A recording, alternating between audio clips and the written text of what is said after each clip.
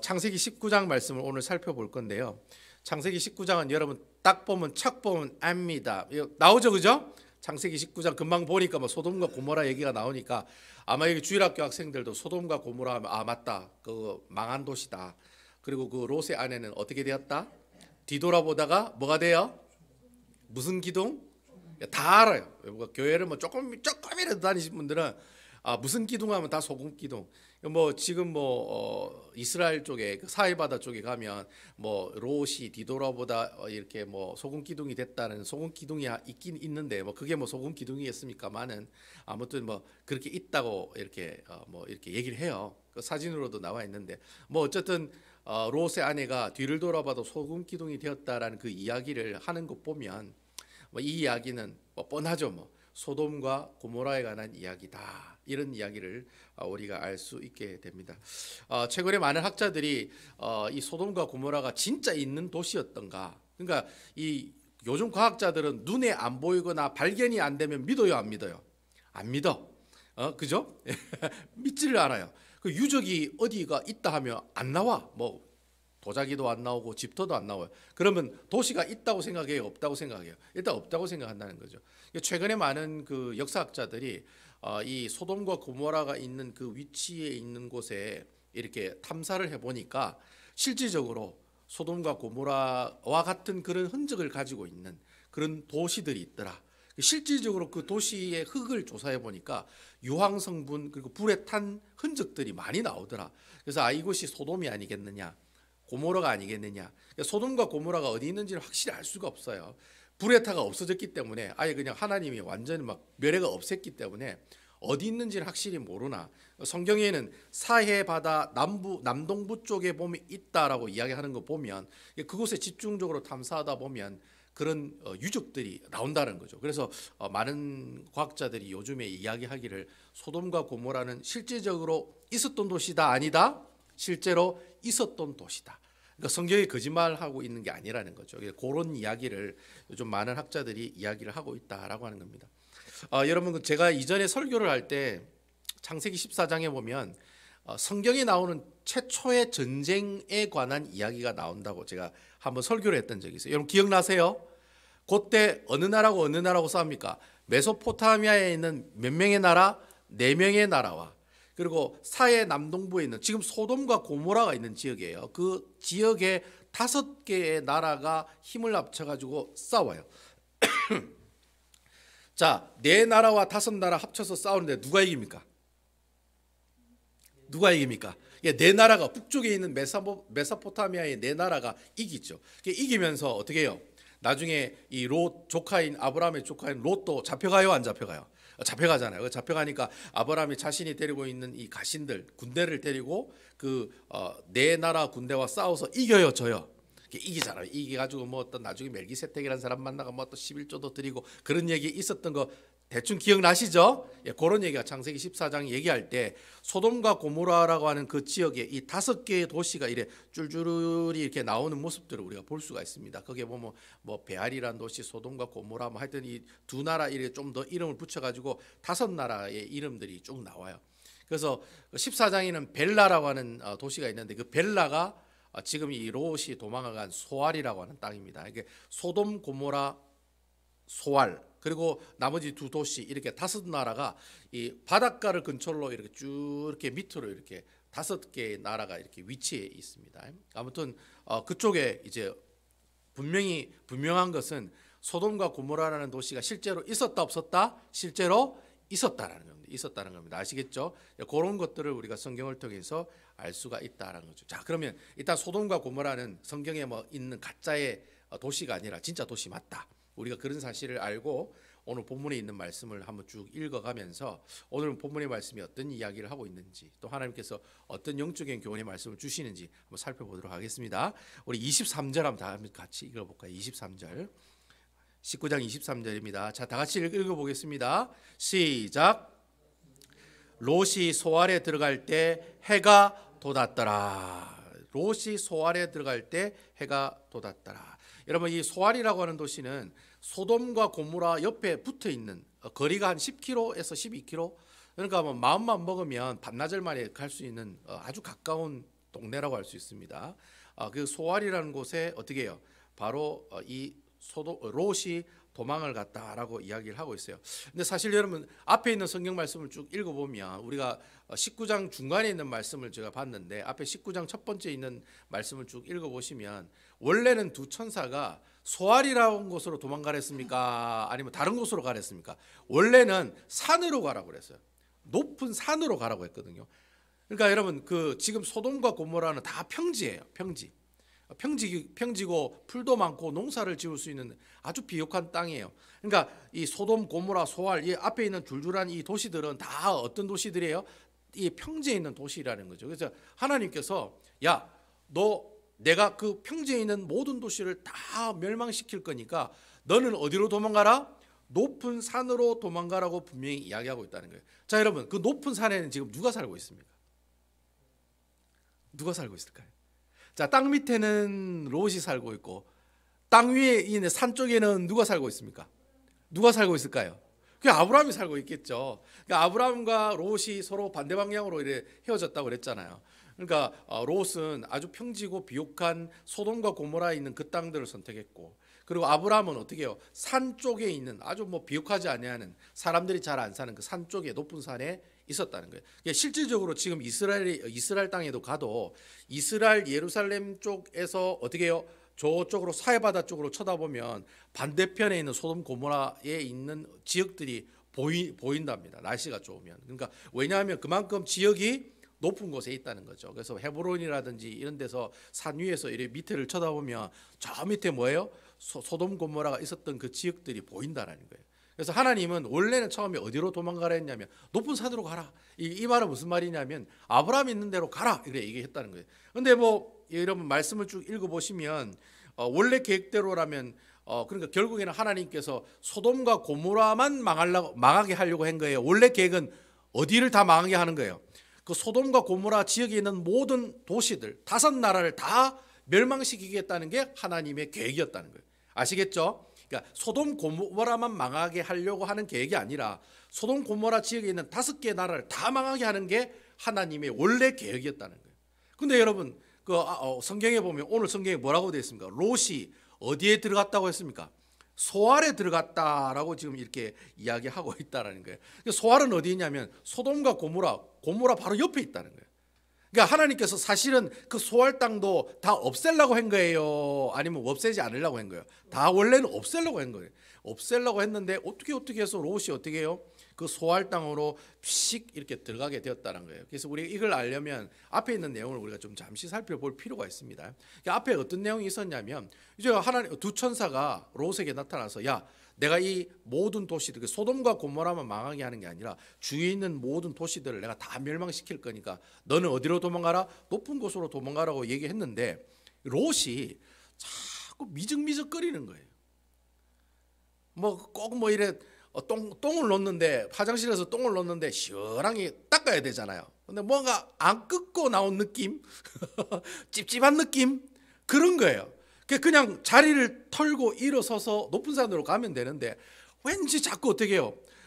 미적미적거리는 거예요. 뭐 아까워가지고 뭐 놔둔 것처럼 아이고 저기 지금 소돔과 고모라는 내가 평생 동안 어떻게 해요? 거기서 재물도 없고 권력도 없고 잘 먹고 잘 사는 동네인데 그걸 그냥 버리고 그냥 높은 산으로 가라고 하니까 이 롯의 입장에서는 되게 황당했다는 거예요. 그래서 앞에 성경을 보시면 야, 너 높은 산으로 가 이러면 yes sir 하면서 롯이 이렇게 움직이는 모습이 보여요, 안 보여요? 그런 모습이 안 보여요. 계속 있잖아. 하나님한테 막 질문을 던집니다. 하나님 있잖아요. 내가 산으로 도망가는 동안 하나님께서 재앙이 나에게 미쳐서 내가 죽을 수 있으니까 그냥 엔간하면 제가 이 소돔과 고모라 제일 가까이 있는 옆에 있는 동네 소알이라는 곳에 가면 내가 그 하나님 재앙을 피할 수 있을 것 같습니다. 그러니까 그 소알 땅은 하나님께서 심판하지 마세요. 또 이렇게 그런 부탁을 드린 내용이 나와요. 앞에 보면. 근데 하나님 그 얘기 들으면 예끼 사람아 내 말에 순종도 안 하고 이렇게 했을까요? 아니면 오케이 이렇게 했을까요? 예끼 사람 이렇게 했을까요? 오케이 했을까요? 예, 오케이 했죠. SK 오케이 했겠죠. 오케이 하나님 또 오케이 하세요. 그래? 그럼 너 소알 땅에 가면 내가 그 소알 땅만큼은 어떻게 하겠다? 심판하지 않겠다고. 원래 하나님 계획은 그 소알 땅도 다 없애는 거였는데 롯이 이상하게 미적미적거리면서 어떻게 해요? 순종함을 더디함을 보이더니 결국에는 옆에 있는 소알 땅에 가면 안 될까요? 라고 이렇게 하니까 하나님이 그렇게 하라고, 그렇게 하는 내용이 지금 오늘 본문의 말씀을 통해 우리에게 얘기하고 있다는 거예요. 그래서 19장 15절의 앞에 내용에 보면 해 뜨기 전에 두 천사가 롯을 만나서 떠나라고 얘기하거든요. 근데 오늘 보니까 23절에 보니까 해가 이제 뜬 게 아니라 뭐라고 돼 있어요? 해가 돋았더라 이렇게 돼 있죠. 그러니까 해 뜨기 전에 두 천사가, 이 두 천사는 이제 삼위 하나님을 말하죠. 제가 나중에 설명하겠지만 이전에 제가 설교를 했지만 천사가 아니라 누구다? 하나님이죠. 하나님이 이 아브라함에게 나타나서 롯에게 나타나서 야 빨리 산으로 떠나라고 할 때는 해가 뜨지 않은 새벽이었어요. 근데 지금은 소알달에 도착했을 때는 해가 어디 있다? 지금은 저 위에 이제 중천에 있다라는 거죠. 그러니까 그만큼 이제 시간이 지났다는 겁니다. 아시겠죠? 그래서 일단 해 뜨기 전에 하나님 만났고 일단 도망을 가라고 해서 갔는데 산으로 간 게 아니라 옆에 있는 소알이라고 하는 도시로 도망을 갔다라는 거죠. 그게 그랬더니 해가 또 올랐더라. 이게 또 올랐다는 말은 아침이라기보다는 아침 좀 지난 점심에 가까운 그런 때라고 보시면 됩니다. 그래서 제가 아까 말씀드린 것처럼 이 소돔 고모라랑 소알의 거리가 한 10km에서 한 12km 정도 된대요. 실제 거리가. 그러니까 뭐 사람이 걸어가면 그 정도 되겠죠, 그죠? 해 뜨기 전에 출발했으면 해가 하늘에 좀 떴으면 충분히 도착할 시간이었다는 거죠. 아무튼 여러분, 이 롯이 원래는 산으로 가게 돼 있었는데 그것을 거절하고 소알 땅으로 갔다. 그 얘기가 23절 말씀에 나옵니다. 자, 계속해서 24절과 25절에 있는 말씀 보도록 할게요. 24절에서 25절 다 같이 읽어보겠습니다. 시작. 여호와께서 하늘 곧 여호와께로부터 유황과 불을 소돔과 고모리에 비같이 내리사 25절 그 성들과 오온들과 성에 거주하는 모든 백성과 땅에 난 것을 다 엎어 멸하셨더라 라고 되어 있습니다. 여러분, 이 소돔과 고모라라고 하는 지역은요, 이 그 지형학적 위치로 봤을 때 지진이 잘 일어나는 겁니다. 지진이 잘 일어나는 곳입니다. 뭐 미국에는 뭐 지진이 잘 일어나는 곳은 없습니다만 여러분, 우리나라 옆에 있는 일본은 지진이 많이 일어나요, 안 일어나요? 엄청나게 많이 일어나죠. 그것처럼 이스라엘 땅 동부 지역의 사해바다 동편에 있는 땅은 이 지진이 지나가는 땅이에요. 그래서 실제로 지금도 여러분 가끔 가다가 텔레비 보면 이란 이라크에 막 지진이 났다 안 났다 그런 얘기 뭐 이렇게 위에 뭐 이렇게 이스라엘 땅 나라 주변에 지진이 일어났다는 얘기가 나와요, 안 나와요? 가끔 보면 지진이 일어났다는 소식이 들립니다. 그래가 뭐 건물이 무너졌다 뭐 그런 얘기도 나오고 그래요. 아무튼 지금 소돔과 고모라가 있는 그 땅은 지진이 옛날부터 많이 일어나고 지금도 지진이 일어나는 곳이에요. 지진이 많이 일어나는 곳이니까 여러분, 오늘 성경에 유황과 불이 뭐같이 내렸다? 비같이 내렸다고 얘기하죠. 자, 그러면 여러분, 지진이 일어나면 땅만 흔들려요? 아니면 뭐 다른 것도 막 일어나요? 화산도 폭발하고, 그렇죠. 때로는 화산도 폭발하고 뭐 그 땅에 기름이 있으면 어떻게 해요? 기름도 뭐 솟구치고 거기다 불 붙으면 어떻게 됩니까? 그게 뭐 불기둥이 되고 하늘로 올라가지고 떨어지면 그게 뭐예요? 그게 유황비고 불이 뭐 떨어진다는 그런 표현을 우리가 쓸 수가 있다라는 거예요. 그러니까 유황과 불이 땅으로 비처럼 떨어졌다는 말이 사실로 보여요? 아니면 가짜로 보여요? 실제적으로 그럴 수 있다라는 거예요. 우리가 상상해 보면 지진이 일어나면 만약 옆에 화산지대가 있으면 충분히 그럴 수 있다는 거예요. 여러분, AD 79년에 이탈리아에 폼페이라고 하는 도시가 있었어요. 지금도 폼페이라는 도시가 있어요. 근데 완전히 지금 망해가지고 없죠. 근데 현대 도시가 옆에 있긴 있는데 원래 폼페이가 있었던 그 도시가 AD 79년에 지진이 일어나서 화산 대폭발이 일어납니다. 근데 여러분, 그 폭발이 일어나고 15분 후에 이 폼페이라는 도시가 완전히 사라져 버렸어요. 완전히 사라져 버렸어요. 15분 만에. 그러니까 지진이 일어나고 화산 폭발하면서 15분 마을 하나가 아예 없어졌다는 거예요. 그때 그 표현을 보면은 하늘에서 뭐가 떨어졌다고 얘기해요? 불이 떨어졌다고 표현을 해요. 그 사람들이 기록에 보면. 그러니까 여러분, 그 화산재들, 불 붙은 그 화산재들 땅으로 떨어졌을까 안 떨어졌을까? 떨어지죠. 그 모습이 꼭 뭐예요? 하늘에서 불이 떨어지는 것처럼 보였다라고 기록에 나와 있는 것처럼, 그러면 충분히 소돔과 고모라도 어떻게 해요? 유황과 불로 망했다는 얘기가 사실이다, 거짓말이다? 사실이다는 거예요. 그냥 누가 뻥친 게 아니라 에이 뭐 그럴 리가 있겠어. 뭐 하늘에서 불이 왜 내려? 그럴 수도 있다는 거예요. AD 79년 폼페이가 망한 그 기록을 보면 실질적으로 화산 폭발을 15분에 마을 한 전체가 다 없어지고 사람이 땅에 다 묻혀지고, 나중에 이제 발굴을 하잖아요. 사람들이 피할 수 있는 시간이 없었던 거예요. 폭발하고 15분 만에 마을을 다 덮어버렸으니까 사람들이 도망갔을까요? 안 갔을까요? 사람들이 도망가지 못하고 그냥 그대로 죽어 있는 거예요. 그냥 밥 먹다가 죽어 있고 막 누워 있다가 자다가 죽어 있고 그리고 또 어떤 사람은 도망가다가 죽어 있고 그런 이제 사람이 죽어 있는 그 모습들을 그 폼페이 유적의 박물관에 가면 볼 수가 있다는 거예요. 너무 급하게 그 마을이 하나가 없어졌다는 거예요. 그것처럼 소돔과 고모라도 어떻게 해요? 마을 하나가 그렇게 하늘에 내리는 유황과 불의 비로 인해서 어떻게 해요? 다 없어지는 그런 사건들이 분명하게 일어났다라고 하는 겁니다. 제가 오늘 이 말씀을 보면서 이 24절에서 25절의 말씀 가운데 하나의 딱 포커스가 딱 들어오는 말씀이 있더라고요. 여러분 24절에 보니까 이 유황과 불이 누구에게로부터 시작됐다고 얘기하고 있습니까?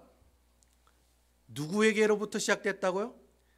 자, 24절 보세요, 여러분. 여호와께서 하늘에 곧 여호와로부터 유황과 불을 소돔과 고모라에 비같이 내렸다. 자, 그러면 유황과 불이 이 뭐 폼페이처럼 뭐 하산이 폭발하니까 뭐 위에서 하늘에서 불이 떨어져 가지고 그 마을이 없어졌다. 그래 얘기할 수는 있지만 성경은 그 내용을 뭐라고 얘기하고 있어요? 그 유황과 불과 지진과 화산 폭발이 누구로부터 시작됐다는 거예요? 여호와 하나님으로부터 시작됐다는 거예요. 결국 소돔과 고모라가 망하는 거는 누가 계획하시고 누가 실행하신 거예요? 하나님이 계획하시고 하나님께서 직접 어떻게 해요? 심판하신 사건의 결과가 소돔과 고모라가 망한 사건이라는 거예요. 예수 안 믿는 사람은 소돔과 고모라가 지진 때문에 화산 때문에 망했지라고 이야기하겠지만 우리 예수 믿는 사람은 소돔과 고모라가 어떻게 망했다? 여호와로부터 하나님의 심판이 임해서 어떻게 해요? 망했다. 그렇게 이야기를 할 수 있다라는 겁니다. 아시겠죠? 성경이 분명히 그렇게 기록하고 있다는 거예요. 야, 유황과 불이 그냥 내린 게 아니라 누구에게로부터 나왔다? 여호와 하나님으로부터 나왔다는 거예요. 여러분, 하나님의 모든 심판은 사람이 내게 주는 것이 아니라 환경이 내게 주시는 것이 아니라 결국에는 누가 주시는 겁니까? 하나님께서 내게 그런 시험과 환난과 어려움을 주시는 거예요. 여러분, 아멘이시죠? 그러니까 여러분, 내가 어렵고 힘들다고 에이 이렇게 얘기하시면 안 돼요. 그래 얘기하셔도 안 되고 하나님 그러실 수 있습니까? 저리실 수 있습니까? 이래 따져도 안 되고 따지지 말고 그냥 하나님께서 주신 그 환경에 어떻게 해요? 묵묵하게 버티는 사람이 어떤 사람이다? 그 사람이 하나님의 심판을 달게 받는 사람이라는 거예요. 하나님의 심판을 달게 받으면 그 이후에 하나님의 구원의 은혜가 있을까요? 없을까요? 분명히 있다라는 거예요. 그러니까 심판받고 나는 끝이다. 우리 집안이 이제 끝났다. 우리 가게는 이제 완전 망했다. 이게 아니라는 거예요. 그런 하나님의 심판 이후에 하나님의 은혜가 우리에게 불같이 임하는 비와 같이 임하는 그런 놀라운 역사가 성경을 통해서 보면 그런 놀라운 역사들이 나타나고 있다는 거예요. 아멘이시죠? 예수님이 십자가에 못 박히기 전에 고난당했다고 야 너희들 다 내려오봐. 내가 다 손 봐주겠어. 그렇게 하셨어요? 안 하셨어요? 그래 안 하셨다는 거예요. 예수님 묵묵하게 십자가에 어떻게 하셨죠? 못 박혀서 죽으셨다는 거예요. 그리고 난 다음에 부활의 은혜가 있다는 거예요. 아멘이시죠? 예, 그 내용을 그 생각을 이 말씀을 통해 우리가 한 번쯤 이렇게 생각해 볼 수 있다는 겁니다. 우리 계속해서 26절과 27절, 28절에 이 세 절에 있는 말씀 계속해서 한번 읽어보도록 하겠습니다. 자, 26절입니다. 시작. 롯의 아내는 뒤를 돌아보므로 소금 기둥이 되었더라. 27절. 아브라함이 그 아침에 일찍 일어나 여호와 앞에 있었던 곳에 이르러 28절. 소돔과 고모라와 그 온 지역을 향하여 눈을 들어 온기가 연기같이 치솟음을 보았더라.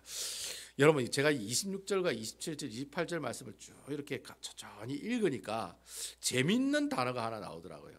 그 어떤 단어가 나오느냐면 여러분 26절에 보면은 롯의 아내는 분명히 뒤를 돌아보다가 뭐가 됐어요? 소금 기둥이 있으니까 뒤를 돌아 쳐다보다가 소금 기둥이 됐어요. 그런데 여러분 이 소금 기둥이 됐다는 말은 하나님의 심판을 받았다는 말이죠. 그러니까 롯의 아내는 쳐다보다가 하나님의 심판을 받았다는 거예요. 근데 여러분 28절 한번 읽어보세요. 28절에 보면 아브라함도 소돔과 고모라가 망하는 모습을 봤어요? 안 봤어요? 예? 봤어요? 안 봤어요? 근데 아브라함은 소금 기둥이 됐어요? 안 됐어요? 자, 이게 참 재밌다는 거예요. 참 이게 좀 말장난 같은데 저는 이게 너무 신기하더라고요. 롯의 아내는 뒤를 돌아봤어요. 뭘 봤겠습니까? 소돔과 고모라가 불타는 걸 돌아봤겠죠. 그걸 돌아보다가 소금 기둥이 됐는데, 근데 아브라함은 불타는 소돔과 고모라를 똑같이 봤는데 롯 아내처럼 똑같이 봤어요. 아브라함도 봤어요. 봤는데 아브라함은 소금기둥이 안 되더라는 거예요. 그래서 제가 이 말씀을 딱 보면서 야, 왜 그럴까? 그런 질문이 들리더라는 거예요. 왜 그러냐는 거죠. 왜 아브라함은 소돔과 고모라를 보는데 아무 반응이 없고 롯의 아내만 뒤를 쳐다보는데 왜 롯의 아내만 소금기둥이 되었냐라는 거죠. 그래서 이런 의문을 가지고 이제 이 말씀 가지고 제가 이제 목사니까 하나하나 뜯으면서 살펴보는 거예요. 보니까 이 롯의 26절에 뒤를 돌아보았다라고 하는 단어가 히브리어로 뭐냐면 히브리어 나바트라고 하는 단어를 써요. 나바트라고 되어 있더라고요. 나바트의 뜻이 뭐냐면 이 나바트는 말 그대로 뒤돌아서 봤다라는 뜻이 나바트예요. 아시겠죠? 근데 여러분 이 나바트라는 나바트란 말이 26절에 써 있는데 그러면 28절에도 봤다라고 봤다라고 하는 뜻으로 되어 있으니까 나바트라는 단어가 사용돼야 돼요, 안 돼야 돼요? 사용돼야 되잖아요. 그것도 똑같이 보았다는 뜻이니까. 근데 나바트라는 단어가 안 사용하더라는 거예요. 무슨 단어가 사용하고 있냐면 샤카프라고 하는 단어거든요. 뭐 스카프가 아니에요. 샤카프라고 하는 단어가 쓰더라는 거예요. 이 히브리어 단어가 참 재밌는 게 그게 똑같이 본다는 얘기인데 나바트라고 하는 단어도 있고 샤카프라고 하는 단어도 있다는 거예요. 그럼 샤카프라는 단어는 보긴 보는데 어떻게 보는 거라냐면 내가 높은 곳에서 밑으로 아래로 쳐다본다라는 뜻이 샤카프예요. 아시겠죠? 근데 일반적으로 말하면 26절에 있는 나바트나 28절에 있는 샤카프나 원래 단어의 뜻은 뭐다? 본다는 뜻이라는 거예요.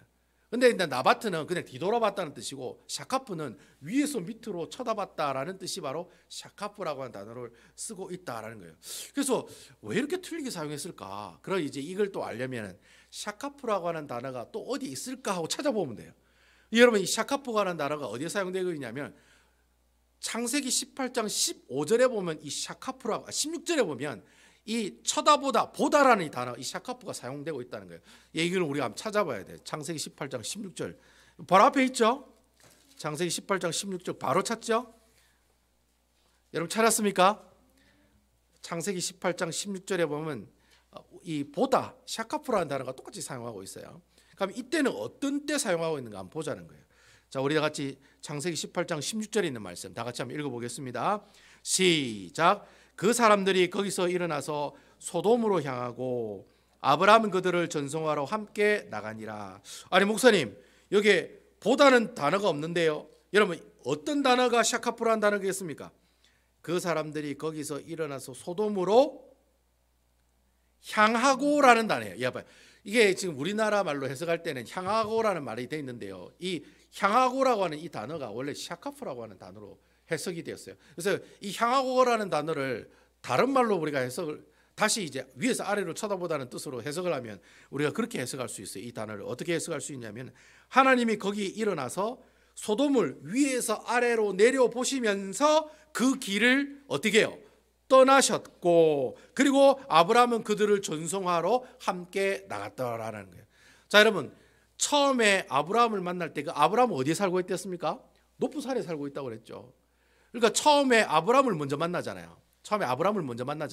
18장에 보면 아브라함을 만나가지고 야 내가 소돔 고모라 망하게 하려고 지금 그렇게 가고 있다니까 아 주님이 그리시면 안 됩니다. 그곳에 의인이 살고 있으면 어쩌겠습니까? 그래서 50명 45명 40명 30명 20명 그다음 마지막에 10명까지 쭉쭉쭉쭉 내려가요 안 내려가요? 내려가는데 의인이 한 명이라도 있어요 없어요? 없는 거예요. 그 얘기가 창세기 18장 말씀에 나오고 있었다는 거예요. 그러니까 이 얘기는 이 두 천사가 아브라함을 만나고 난 다음에 어떻게 해요? 이 두 천사가 어떻게 합니까? 바로 위쪽에 있으니까 소돔과 고모라는 저 밑에 있으니까 소돔과 고모라를 보면서 어떻게 해요? 내려갔다. 그 얘기가 향했다라는 뜻으로 사용하고 있다라는 것이죠. 그래서 여러분 결국에는 오늘 본문에 있는 이 말씀을 보면서 우리가 결국에는 이 창세기 18장 16절에 나오는 이 샤카프라고 하는 단어는 결국에는 누가 사용한다는 겁니까? 그 소돔과 고모라를 봤다 하잖아요. 그 누가 본 거예요? 18장 16절에는 누가 본 겁니까? 누가 본 거예요? 지금 성경을 보세요. 18장 16절에 누가 봤습니까? 예, 사람들이 봤다고 해야 되는데 이 사람들이 누굽니까, 여러분? 두 천사잖아요. 두 천사는 제가 뭐라고 했습니까? 삼위 하나님이라고 제가 말씀드렸죠. 그러니까 롯이 만난 세 명의 천사는 제가 삼위 하나님이다라고 제가 말씀을 드렸잖아요. 그렇게 생각 안 하는 신학자들도 많지만 저는 그렇게 생각하고 여러분들에게 그렇다라고 제가 여러분께 말씀을 드리는 걸 여러분 기억하고 계시죠? 그러니까 그 사람들이 향해서 내려갔다는 말은 하나님께서 어떻게 해요? 소돔 고모라를 보면서 내려갔다는 말이에요. 자, 그러면 18장 16절에는 하나님이 소돔을 보면서 내려갔다고 얘기하잖아요. 그때 사용한 단어가 바로 샤카프라고 한 단어예요. 그러면 오늘 본문에 있는 이 19장에 있는 말씀도 마찬가지인 거예요. 26절에 나오는 이 아브라함이 소돔을 어떻게 해요? 봤다는 말은 위에서부터 내려봤다는 샤카프라는 단어를 쓸 수 있으니까 결국에는 아브라함이 본 시선과 하나님이 본 시선이 같다는 거예요? 틀리다는 거예요? 같다는 거예요. 그러니까 아브라함이 보고 있었지만 결국 아브라함이 보고 있다는 그 말은 누가 보고 있었다는 거예요? 하나님이 보고 있었던 것과 같은 모습으로 이런 말씀을 우리에게 표현해 주고 있다는 거예요. 자, 롯은 쳐다봤긴 쳐다봤어요. 근데 하나님께서 향하는 시선으로 쳐다본 게 아니죠. 하나님의 시선은 어디에 있었어요? 높은 산에 있었죠. 그 높은 산으로 가는 게 하나님의 시선은, 하나님의 눈은 저게 여러분 엑시시라고 하는 간판에 가 있다는 거예요. 근데 여러분 이 롯의 아내는 이 시선을 휙 틀어가지고 어디로 향합니까? 저 시선과 전혀 반대인 곳으로 눈을 들었다는 거예요. 근데 이 아브라함은, 오늘 본문에 있는 이 아브라함은 어떻게 해요? 저쪽에 하나님이 바라본 시선처럼 아브라함 또한 어떻게 해요? 저쪽을 향해서 시선을 바라보고 있다. 즉 아브라함이 바라본 시선과 하나님의 바라본 시선이 똑같다. 이것을 설명하려고 이 창세기를 지은 이 모세라고 하는 사람이 보다라고 하는 단어를, 라바트라는 단어를 사용하지 않고 어떤 단어를 써요? 샤카프라고 하는 단어를 사용했다는 거예요. 결국에 이 말은 그런 거예요. 결국 이 롯의 아내가 하나님으로부터 심판을 당한 이유가 바로 여기서 나오는 거예요. 그 이유가 뭡니까? 하나님이 보라고 하는 시선 보지 않고 다른 시선을 받기 때문에 이 롯의 아내는 결국에는 하나님이 심판을 받아서 어떻게 해요? 바로 소금 기둥이 되는 결과가 나타났고, 자, 하나님이 바라보는 시선처럼 아브라함도 그 시선을 바라보고 있으니 아브라함은 나중에 어떻게 됩니까? 복받는 인생 돼요, 안 돼요? 복받는 인생이 된다는 거예요. 그래서 바로 그런 내용들이 오늘 본문을 통해서 우리에게 전달하고 있다는 거예요. 그래서 이 말씀을 보면서 하나님께서 우리에게 주신 영적인 교훈이 바로 그거예요. 예수 믿는 사람들이 신앙생활을 하면서 내가 지금 뭘 바라보고 살고 있는가가 중요하다, 중요하지 않다? 중요하다는 거예요. 내가 하나님의 시선은 여기 있는데 하나님께서는 베다니 교회가 저기를 보기를 원하는데 자꾸 저 뒤에 있는 시선을 바라보면 그러면 하나님께서 그 모습을 보고 어떻게 하시겠어요? 혼내시겠죠. 하지만 하나님이 바라보는 시선 그대로 우리들도 동일하게 그 시선을 통해 그것을 바라보게 되면 어떻게 되겠습니까? 아브라함이 하나님으로부터 복을 받았던 것처럼 동일하게 우리에게도 하나님의 그런 놀라운 축복들을 경험할 수 있게 된다라고 하는 겁니다. 그래서 뭐 그런 생각을 할 수 있어요. 롯의 아내가 왜 하나님의 시선으로 보지 않고 뒤에 있는 소돔과 고모라를 향해 그 시선을 향했을까? 이유가 뭐겠습니까, 여러분? 이유가 뭐겠습니까? 그 재산이죠. 아깝죠. 아까워가지고 얼마나 아깝겠어요, 여러분. 얼마나 아깝겠어요, 여러분. 예? 내가 가지고 있는 제일 소중한 걸 도네이션 하세요 하면은 도네이션 좋긴 좋지만은 아까울까요, 안 아까울까요? 아깝지 않을까요? 아까운 마음이 생길 수밖에 없다는 거예요. 그러니까 여러분 그 19장 1절에 보면 두 천사가 롯을 만날 때 롯이 소돔성 어디에 있었다고 얘기했습니까? 어디에 있었다고 했습니까? 소돔 성문 앞에 있었다고 그랬어요. 여러분 제가 옛날에 설교할 때 보통 그 도시의 성문 앞에 있는 사람은 두 종류의 사람밖에 없다고 제가 말씀드려요. 첫 번째는 어떤 사람? 재판관, 판사들. 그 사람들만 그 도시의 문 앞에 앉아 있을 수가 있어요. 여러분 그 문 앞에 뭐 거지들이 앉아 있고 그럴 수는 없습니다. 그 도시 안에 성문 앞에 앉아 있는 사람은 두 사람밖에 없어요. 첫 번째는 재판관, 그 지역의 최고의 권력을 가지고 있는 재판관. 두 번째는 누굽니까? 그 도시에서 최고로 부자인 사람만 성문 앞에 앉아 있는 거예요. 근데 여러분 두 천사가 소돔성에 딱 들어가려고 할 때 그 성문 앞에서 누굴 만났다고 했습니까? 롯을 만났다고 했거든요. 그럼 롯이 부자라는 겁니까? 부자가 아니라는 겁니까? 엄청나게 부자라는 거예요. 그러니까 소돔과 고모라에 말로 표현할 수 없는, 소돔성에 말로 표현할 수 없는 엄청난 재산이 있는 거예요. 결국에는 하나님은 그것 내려놓고 어떻게 해요? 네가 네 목숨을 구원할 수 있는 방법은 하나님께서 가라고 하는 그곳을 향해서 시선을 바라보고 가는 것이 롯의 아내가 사는 방법이에요. 근데 롯의 아내가 뒤에 소돔 고모라가 어떻게 해요? 눈에 자꾸 밟히는 거예요. 그럼 눈에 밟히니까 롯이 어떻게 얘기합니까? 하나님이 야 산으로 가 하니까 아이고 하나님 있잖아요. 산에 가다 우리 죽을 것 같아요. 그러니까 소알 땅에 갈게요. 그렇게 얘기한 이유도 롯이 소돔성에 있는 그 재산이 아까워서 그렇게 얘기한 거예요? 아니면 그냥 뭐 아무 생각 없이 그래 얘기한 거예요? 아까워서 그래 얘기한 거예요. 아까워서. 그러니까 여러분 소돔성 가까이 소알 땅이니까 하나님이 소돔성을 뭐 어떻게 심판하시고 나면은 나중에 그 심판 끝나면은 다시 소돔성에 가가지고 어떻게 해요? 자기가 가지고 있는 재산 어떻게 해요? 이마에 포켓하면 되죠.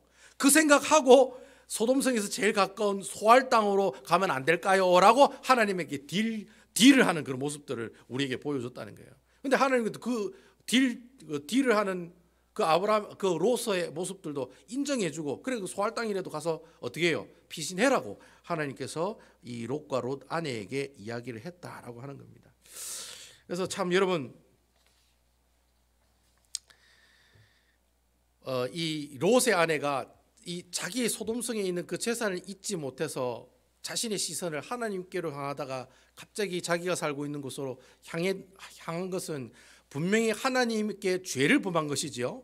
죄를 범했기 때문에 결국에는 뒤를 돌아보다가 뭐가 됩니까? 소금 기둥이 되는 하나님의 심판을 받게 되었다라고 하는 겁니다.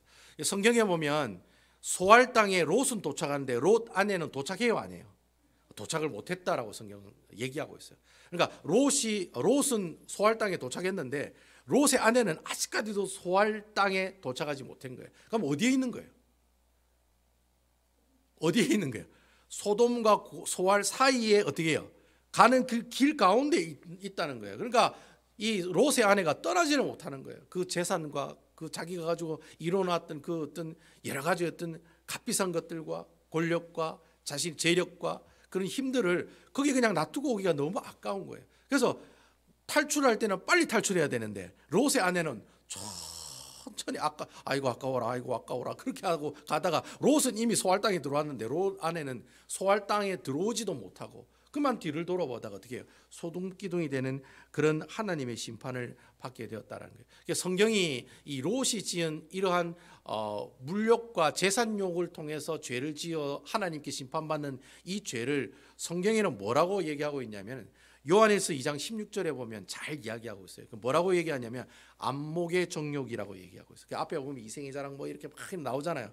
그 중에 안목의 정욕이라고 하는 것이 바로 이 롯의 아내가 가지고 있었던 죄악의 모습들이었다는 거예요. 여러분 이 안목의 정욕을 신학적으로 이렇게 해석하면 어떻게 얘기할 수 있냐면 타락한 인간이 본질적으로 가지고 있는 아주 나쁜 심성과 욕심, 그걸 안목의 정욕이라고 합니다.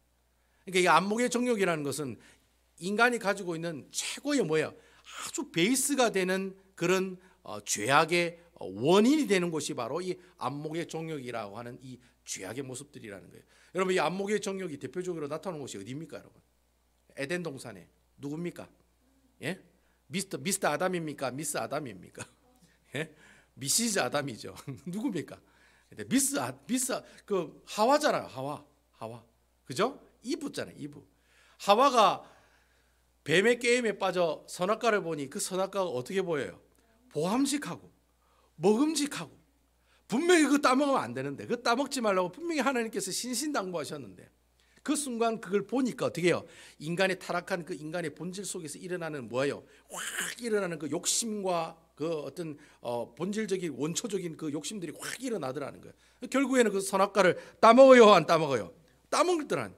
따먹게 되니까 그때서부터 하나님과 아담과 하와가 처음에는 에덴 동산에서 자기야 알콩달콩하면서 그렇게 하나님과 하나님 고마워요 하면서 이렇게 잘 살다가 그러니까 하나님과 동일한 시선을 향해서 살다가 선악을 알게 하는 그 나무 열매를 먹고 난 다음부터는 하나님과 완전히 반대되는 시선을 갖게 되는 거예요. 결국 에덴 동산에서 쫓겨나요, 안 쫓겨나요?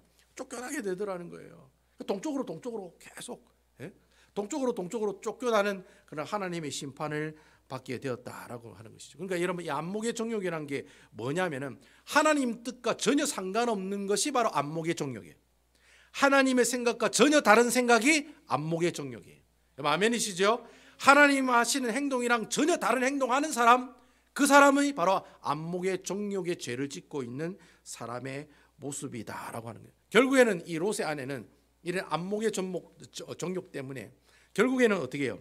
하나님의 심판을 받아 소금 기둥으로 변하게 되는 그런 비참한 최후를 맞이하게 되었다는 거예요. 이에 반해서 아브라함은 어떻습니까? 여러분, 우리가 지금까지 쭉 이렇게 살펴왔지만 아브라함이 완벽한 사람이에요? 불완전한 사람이에요? 아브라함이 믿음의 조상이 될 자격이 있는 사람이에요? 아니에요? 아니잖아요. 지 맘대로 애굽으로 갔다가 마누라를 누이라고 속였다가 하나님한테 진탕 혼나고 가뭄이 들었다고 애굽에 가고, 또 이삭 하나님께서 자기 니태를 통해 분명히 내가 자손을 있게 하겠다는데 그거 못 참아가지고 막 이스마엘 나가지고 또 하나님한테 된탕 또 혼나고. 아브라함은 하나님 입장에서 보면 굉장히 불완전한 사람이에요. 근데 그 불완전한 그 인간을 하나님께서 어떻게 해요? 나중에는 복의 근원으로 만들어 가시더라는 거예요. 이거 아멘입니까? 예, 세상의 민족의 머리가 되고 어떻게 해요? 복의 근원이 되는, 내가 네를 통해서 축복하는 자를 축복하고 너를 저주하는 자를 저주하게 되는 그런 하나님의 놀라운 축복을 받는 사람으로 변화가 되었다라고. 아브라함이 왜 처음에는 불완전했는데 점점 이렇게 아브라함이 하나님께 복 받는 사람들이 되었을까? 이유가 뭘까요, 여러분? 아브라함 비록 불완전하고 부족한 사람이었지만 그 순간순간마다 누구를 바라보려고 노력했습니까? 바로 하나님을 바라보고 하나님을 쳐다보는 그런 인생을 살기를 어떻게 해요? 조금씩 노력하는 모습이 있었다는 거예요. 그러니까 여러분, 아브라함은 아예 처음부터 믿음이 좁아가지고 그래, 내가 내 복 이따마시하게 줄게. 그래가지고 여러분, 아브라함이 큰 복을 받아 믿음의 조상이 된 게 아니에요. 네 믿음 진짜 기똥차네. 내가 믿음을 그냥 한 목에 다 줄게 하고 하나님께서 아브라함에게 믿음을 그냥 한 목에 그냥 주신 게 아니라는 거예요. 평소에 조금씩 어떻게 해요? 하나님을 바라보고 하나님을 생각하고 하나님 뜻에 순종하는 삶을 살아가려고 애쓰고 몸부림치고 그렇게 살아가다 보니까 나바트라고 하는 그 쳐다보다라는 그 단어가 뭘로 바뀌어요? 바로 샤프트라고 하는 그 단어로 바뀌더라는 거예요. 이전에는 그냥 세상을 바라보고 사람을 바라보고 돈을 바라보고 권력을 바라보는 그 아브라함이 나중에는 그 시선이 어떻게 해요? 오직 누구만 바라봐요? 오직 주님만 바라보는, 하나님만 바라보는 그런 사람으로 점점점 변화가 되어 가더라는 거예요. 그래서 모세가 아브라함이 소돔 고모라를 볼 때의 단어를 아까 얘기했듯이 여러분 처음에 나프트라고 하는 단어를 쓰지 않고 뭐예요? 샤프트라고 하는 단어를 쓴 이유가 바로 거기 있다는 거예요. 그러니까 아브라함이 점점 변하고 있어요? 안 변하고 있어요? 점점 변하고 있다는 거예요, 여러분. 아브라함이 처음부터 믿음이 좋은 사람이 아니었어요. 근데 점점 시간이 가면 갈수록 그 시선이 누구의 시선과 이렇게 딱 맞아요? 하나님이 바라보는 시선과 딱 맞는 그런 놀라운 역사가 일어나더라는 거예요. 그런 내용이 오늘 본문의 말씀을 통해 우리에게 이야기하고 있다라고 하는 겁니다. 여러분, 결국에는 이 아브라함이 처음에는 하나님을 바라보는 시선이 아니었지만 나중에는 하나님을 바라보는 시선으로 점점 바뀌어서 이렇게 딱 하나님의 시선으로 이렇게 결합이 되는데, 통합이 되는데, 과연 어떻게 해서 그 아브라함이 하나님의 시선과 자기 시선을 이렇게 하나로 맞출 수가 있었을까? 여러분, 방법은 하나밖에 없죠. 아브라함이 항상 누구와 교제하는 삶을 살아갔겠습니까? 하나님과 교제하는 삶을 살아갔겠죠. 여러분, 구약시대 때 아브라함은 하나님을 만나기도 하고 하나님을 대면하기도 하고, 그래서 여러분 성경에 보면 아브라함은 하나님의 친구라고 얘기해요. 그렇게 표현할 정도로 어떻게 해요? 아브라함은 하나님과 서로 만나고 대면하고 만나는 그런 사이였잖아요. 그렇게 하나님을 만나면서 교제하면서 하나님은 이렇게 바라보시는구나, 하나님은 이렇게 생각하시는구나, 하나님은 이렇게 행동하라고 하시는구나, 그 하나님과 만나고 얘기하고 대화하고 교제하고 그런 모습들을 통해서 반복을 통해서 어떻게 해요? 점점점 아브라함이 하나님의 시선으로 바뀌어져 가는, 나바트가 샤프트로 바뀌어가는 그런 역사가 일어나게 되었다라는 겁니다. 여러분, 우리가 오늘날에는 우리 예수 믿는 사람들은 어떻게 하나님과 교제할 수 있습니까? 내가 막 직통계시를 받아가 어제 주님이 나한테 그렇게 얘기하셨습니다. 어제 몇 시 몇 분에 하얀 옷 입은 할아버지가 나타나서 야, 문 목사 니 그러면 안 된다, 이렇게 해라, 이래 얘기하셨습니다. 여러분, 요즘 그렇게 계시하십니까? 그래 얘기하십니까? 야, 네가 오늘 그 장사할 때 그 가게 쓰지 마라, 이 가게 써라. 하나님께서 이 가게를 좋아하신다. 그렇게 막 하나님께서 눈으로 막 보여주시고 그렇게 합니까? 그렇지 않습니다. 오늘날에는 하나님께서 우리에게 직접으로 보여주시고 음성을 주시고 그러지 않습니다. 하나님께서는 우리에게 오늘날에는 무엇을 이야기하시고 무엇으로 교제하게 하십니까? 뭘로 교제하게 하십니까? 예, 뭘로 교제하게 하십니까? 예? 뭘로 교제하게 하십니까? 성경 말씀으로 교제하게 하신다는 거예요. 아멘입니까? 아브라함은 하나님을 직접 대면하여 그의 시선이 하나님께로 맞춰지는 그런 일들을 했지만 오늘날 예수 믿는 사람들은 어떻게 하나님 뜻을 알 수 있어요? 말씀을 보면 알 수 있다는 거예요. 말씀을 보면 하나님 생각을 알 수 있다는 거예요. 말씀을 보면 예수님이 이렇게 행동하셨구나를 알 수 있다는 거예요. 그럼 나는 그 말씀대로 어떻게 해요? 온전히 하나하나 순종해 나가면 어떻게 됩니까? 그러면 나는 어느덧 나의 시선이 누구에게로 향하고 있어요? 하나님에게로 향하고 있는 나의 모습들을 보게 된다는 거예요. 예전에는 나바트라고 하는 세상 사람들이 그냥 쳐다본다라고 하는 단어를 쓰다가 어느 순간이 되면은 샤프트라는 단어로 바뀐다는 거예요. 하나님이 나를 바라보시고 하나님이 바라보시는 그 시선이 곧 누구의 시선이 된다는 거예요? 나의 시선이 된다는 거예요. 여러분 아멘이십니까? 그래서 여러분 하나님의 말씀을 묵상하는 일이 중요해요, 안 중요해요? 예? 카톡에 있는 말씀 보는 게 중요해요, 안 중요해요? 죽느냐 사느냐의 문제예요? 해도 되고 안 해도 되고의 문제예요.